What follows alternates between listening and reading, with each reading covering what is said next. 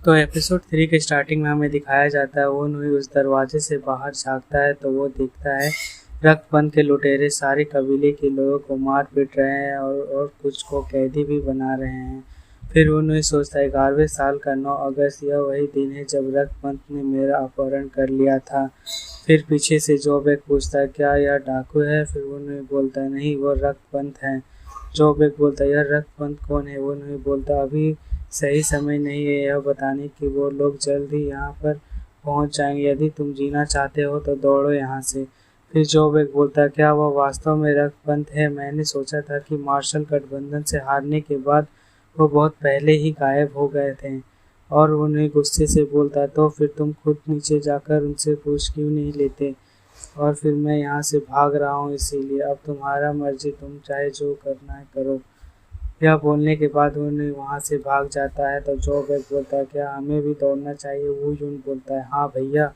और उन्हें वहाँ से बाहर निकल जाता है और वह सोचता है अब मेरे लिए उनका तलाश करने का समय नहीं है। अगर यदि रक्तबंध किसी का अपहरण कर लेता है तो वो लोग अपहरण के बाद वे मार्शल आर्ट मास्टर बन जाते हैं।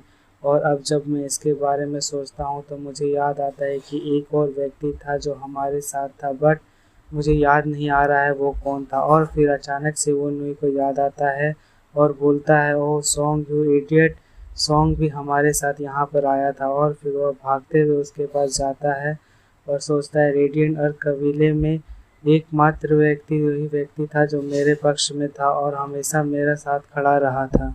और वो जैसे ही रूम के अंदर पहुंचता है तो वो देखता है वो सोया हुआ होता है और उन्हें अपना मन में सोचता है मैं किसी ऐसे व्यक्ति को किनारे नहीं कर सकता जो मेरे भाई जैसा है।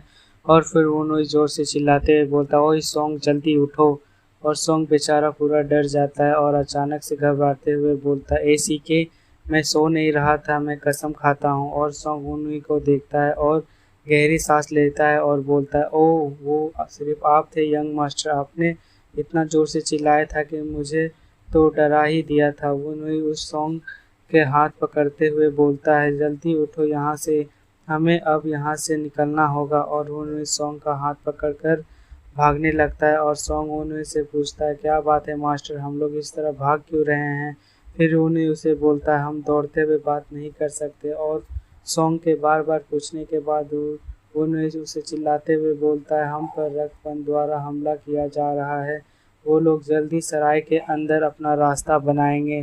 फिर सॉन्ग बोलता है रक्तबंध, लेकिन रक्तबंध और तभी उन्हें उसे डांटते हुए बोलता है चुप रहो बस मेरे बात मानो। फिर सॉन्ग बोलता है वो ठीक है लेकिन क्या एग्जिट इस तरफ नहीं है। और उन्हें बोलता है हम उस तरफ से नहीं जा सकते हैं, पूरे शहर में रक्तबंध के लोगों ने घेर रखा हुआ है, अगर हम बाहर जाएंगे तो हम लोग पकड़े जाएंगे। फिर सॉन्ग घबराते हुए बोलता है वास्तव में तो क्या होगा यदि हम कमरे में वापस चले जाएं और अलमारी के अंदर छिप जाएं।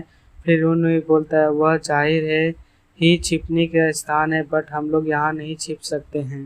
फिर दूसरे सीन में हमें एक बच्चे को दिखाया जाता है जो एक अलमारी के अंदर छिपा हुआ होता है और वह अपने आप से बोलता है वो रक्तबंध के लोग यहाँ हमारे पैसे लेने के लिए नहीं आए हैं, वो लोग यहाँ हमारे जैसे लोगों का अपहरण करने के लिए आए हैं। और तभी एक आदमी आकर अलमारी का दरवाज़ा खोलता है और वह लड़का देखता है तो वो सोचता है यह तो रक्तबंध है। और वह लड़का जोर से चिल्लाता है और वह अपने आप से बोलता है वे होंगे किसी भी जगह की तलाश, वे सोचते हैं कि लोग ऐसे कर सकते हैं मैं छिपे रहना। और फिर वह बच्चे को अलमारी से मारते हुए बाहर निकालता और फिर एक और बच्चे को दिखाया जाता है जो एक पोट के अंदर छिपा हुआ रहता है और उसे भी वो लोग बाहर निकाल लेते हैं और बोलते हैं ये बड़े बर्तन के अंदर तुम छिप जाओगे तो तुमने क्या सोचा हम लोग तुम्हें नहीं ढूंढ पाएंगे। फिर सीन शिफ्ट होता है सॉन्ग और वूनवे को दिखाते हुए। सॉन्ग वूनवे को बोल रहा होता है तो क्या हमारे भाग्य सिर्फ पकड़े जाने और मारे जाने के लिए है। और फिर वूनवे बोलता है घटिया बातें कहना बंद करो, सिर्फ यहाँ से भागने पे ध्यान दो और हमें ऐसी जगह छिपने की ज़रूरत है जहाँ वो किसी का होने का उम्मीद नहीं करेंगे, जैसे कि एक ऐसी जगह जहाँ वे छिपेंगे नहीं भले ही उनका मन में यह विचार आए। फिर एक घर को दिखाया जाता है और सॉन्ग बोलता है क्या यही वो जगह है जिसके बारे में आप बात कर रहे थे यंग मास्टर। फिर वो नहीं बोलता है हाँ यही सही है। वो लोग यहाँ किसी के छिपे होने का उम्मीद नहीं करेंगे और उस घर के नीचे एक बेसमेंट होता है यह छिपने के लिए, पर सॉन्ग को समझ नहीं आ रहा होता हम लोग यहाँ कैसे छिपेंगे।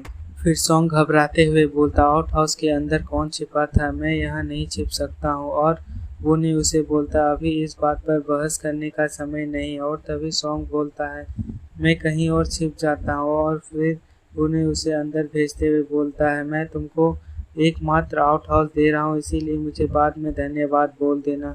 और सॉन्ग बोलता है, यदि आपको लगता है कि यह बहुत अच्छा है तो आप इसे बजाय अंदर जा सकते हैं। फिर वुनी उसे अंदर ढकेल देता है और सॉन्ग उसे बोलता है, रुको, मुझे अंदर मत ढकलो। और फिर वुनी वहाँ से जाते वक्त अपना मन में सोचता है, यह जगह के बारे में, यहाँ तक कि रक्तपंत भी इसके बारे में नहीं सोच पाएगा और वह ना ही यहाँ से गुजरेगा। मैं सच में यहाँ पर छिपने वाला था, लेकिन मेरे पास यहाँ पर सॉन्ग को छिपाने के अलावा और कोई विकल्प नहीं था।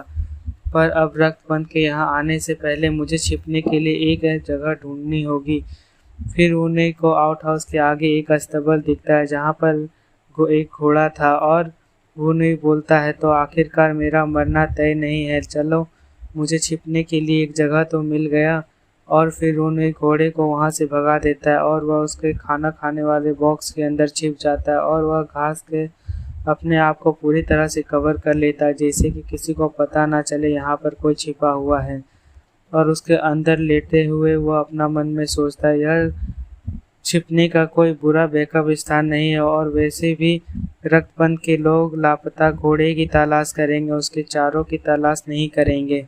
लेकिन अगर कोई एडवांस मार्शल आर्टिस्ट है तो वह अपने इंद्रियों के माध्यम से मुझे ढूंढ लेगा और किसी भी परिस्थिति में मुझे हथियार अपने पास रखना चाहिए। यहाँ बोलने के बाद ही वो नहीं चिल्लाता, यह बहुत ही गंदा जगह है, यहाँ से बहुत ही बदबू आ रही है।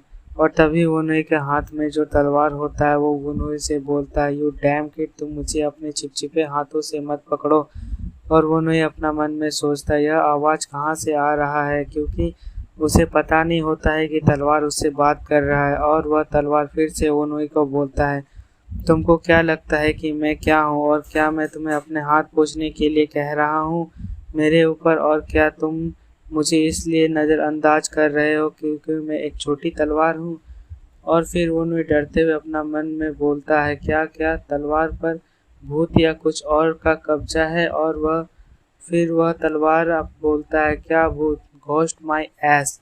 फिर वह तलवार उसे बताता है, मैं सैडम तलवार हूँ, तुम्हारी माँ की सुरक्षा है कि तुम्हें अभी अभी अपना बैग अंदर डाला है, और क्या तुमने अभी मुझे कुछ रिप्लाई दिया है, और क्या मनुष्य तलवार की आवाज़ सुन सकता है।